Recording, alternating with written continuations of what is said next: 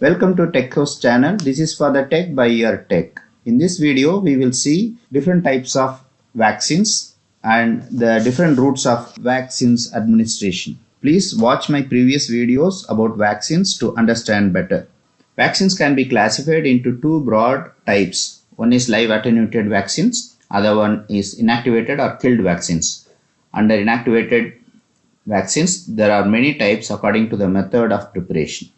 Vaccines don't just work on an individual level, they protect entire populations. Once large population are immunized, opportunities for an outbreak of disease becomes lower.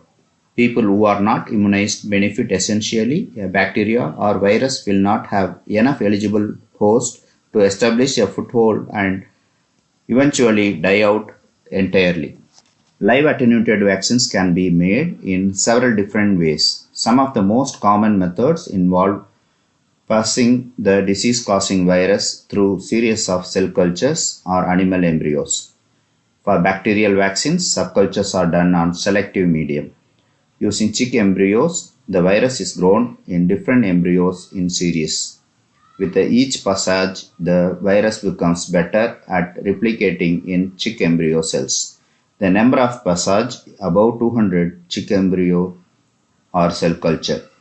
Vaccines prepared by this method, the virus can still recognized by the immune system but cannot replicate well in human hosts that can protect against future infection. Examples: measles, mumps, rubella virus vaccines, varicella vaccine, influenza nasal and rotavirus vaccines. Advantages: these vaccines introduce actual live pathogens into the body. It is an excellent stimulation for the immune system, so live attenuated vaccines can result in lifelong immunity with 1 or 2 doses. The disadvantages: mutations can occur when the vaccine virus replicates in the body, may result in a more virulent strain. It is not suitable for immunocompromised patients.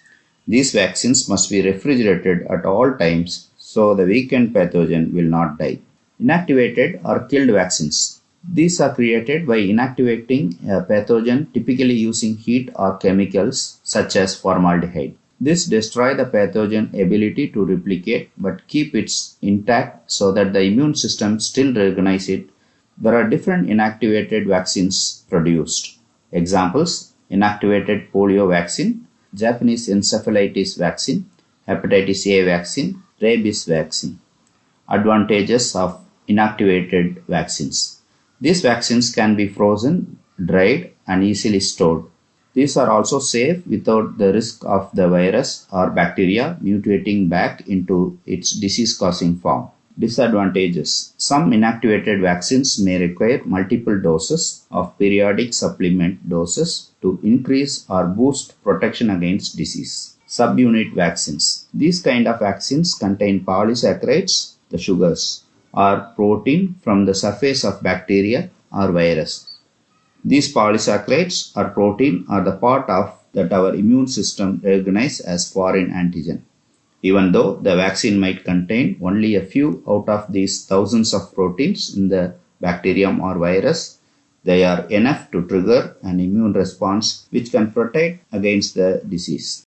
Examples: hepatitis B vaccine, influenza vaccine, pneumococcal vaccine, meningococcal vaccine, human papillomavirus vaccine. Advantages: the chance of an adverse reaction in the patient is much lower because only a part of original pathogen is injected into the body, not the whole thing. Disadvantages: identifying the best antigens in the pathogens and then separating them is not always possible. Only certain vaccines can be produced in this way. Some bacterial diseases are not directly caused by the bacterium itself, but the toxin produced by them.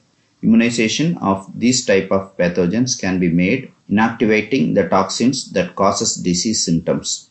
Immunization created using inactivated toxins are called toxoid. Toxoids contain inactivated toxins and are not an inactivated form of bacteria. Examples: Clostridium tetani toxoid. Conjugate vaccines. Conjugate means connected or joined. In the early days of polysaccharide vaccines, it was found that they didn't work well in babies and young children. They worked much better if the polysaccharide was attached or conjugated to something else which created a strong. In most conjugate vaccines, the polysaccharide is attached to diphtheria or tetanus toxoid protein. The immune system recognizes these proteins very easily, and this helps to generate a stronger immune response to polysaccharide. Example, Haemophilus influenza B vaccine contains a polysaccharide joint in tetanus toxoid. Children pneumococcal vaccine contains polysaccharides from the surface of B type of bacteria joined to diphtheria toxoid. Recombinant vaccine. A gene coding for a vaccine protein is inserted to another virus or in cell culture or other microorganism. When the carrier reproduces or the producer cell metabolizes, the vaccine protein is also created. The end result of this approach is a component vaccine. The immune system will recognize it as antigen and provide future protection against the target virus. Example, E cells are used for hepatitis B and human papilloma virus vaccine production. Adverse effect. Vaccinations are usually safe. Some individuals may be allergic to ingredients in the vaccine. Some common effects include fever, pain around the injection site, and muscle aches. Routes of administration. Oral route, administered by mouth, example rotavirus. Subcutaneous route, injected to the area just beneath the skin into the fatty connective tissue, example MMR vaccine. Intradermal, injected into layers of the skin, example Flozone ID. Intramuscular route, injected into muscle tissue, example hepatitis A, hepatitis B vaccines. Intranasal route, administered into the nose, example flu vaccine. Thanks for watching. Please do write your questions, feedback in the comment and subscribe TechQuest channel.